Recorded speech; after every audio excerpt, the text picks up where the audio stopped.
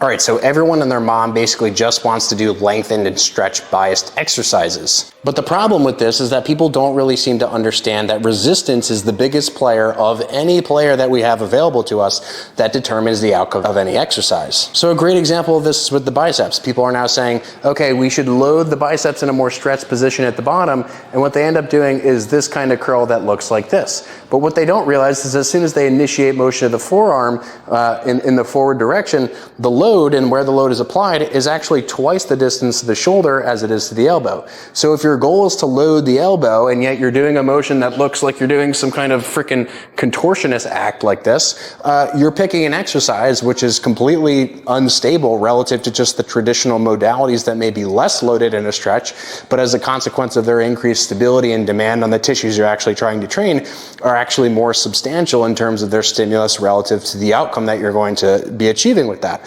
So what do we need to do in the context of these lengthened exercises is pay fucking attention to the direction of resistance, okay? So if you're going all the way out here and you're doing this, just know this is basically like a shoulder motion more than it is an elbow motion. This is oftentimes why you see as soon as people initiate, right, their shoulder gets kicked backward like that. It doesn't stay in position, and if it does stay in position and people hold it there, it's usually much more taxing on the shoulder tissues as opposed to the actual elbow. So how can we actually troubleshoot this? A couple of different ways. Here's two ways just that I thought of literally right in this second that could help.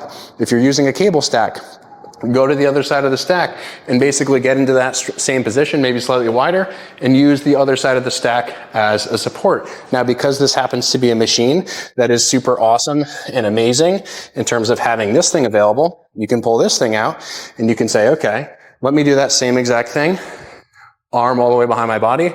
Boom, now I have a direct support to load that bottom end of the range in that stretched position. Now, what could you do aside from these? Well, you could simply pull up a bench and do the exact same thing, having some kind of support like this or like this. You could simply just, if you're not actually looking to super, just super ROM and super stretch your biceps in that more lengthened position, you could simply just line up next to the cable stack like this and do curls like this, which by the way, perfectly fine as well.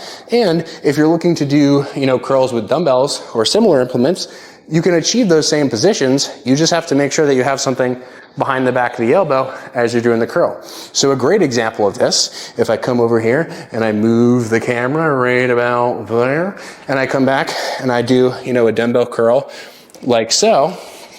If I get down on this bench and I sit down and I'm like, okay, I'm gonna, sit down like this, like I'm being crucified and do curls. Well, now you run into the same issue. Even though the dumbbell is pulling you downward, as soon as you initiate out of the bottom, right, your shoulders are getting pulled backward. So oftentimes you see people swinging like this, and they essentially sacrifice all the things that are important from a first principles perspective, again, with a lack of stability and a lack of specificity to the target tissue as a consequence, and now they end up just doing this weird swingy thing. So instead of just doing this double arm, what I would recommend, grab a dumbbell, do it single arm, orient your body around your arm if you want to get to that extreme stretch, and do that like this. You could also simply just do a preacher curl like a normal human being if you don't have access to constraints that are, make that kind of setup easy. Okay, so the first principle remains the same, is make sure there's something behind the bottom of the upper arm, no matter what curl you're doing, okay? There may be some exceptions to that, like if you're actively attempting to move your shoulders in tandem with your elbows, like a rope curl or something. But for a vast majority of bicep-specific variations, dumbbells and cables alike, make sure you got something behind the arm, because if you're trying to maximize the stretch and maximize the tension in the lengthened position, which by the way, there's allegedly a ton of research to support this idea, but not so much that you should actually be convinced that doing more stretch bias work is inherently better for every single goal, muscle growth related.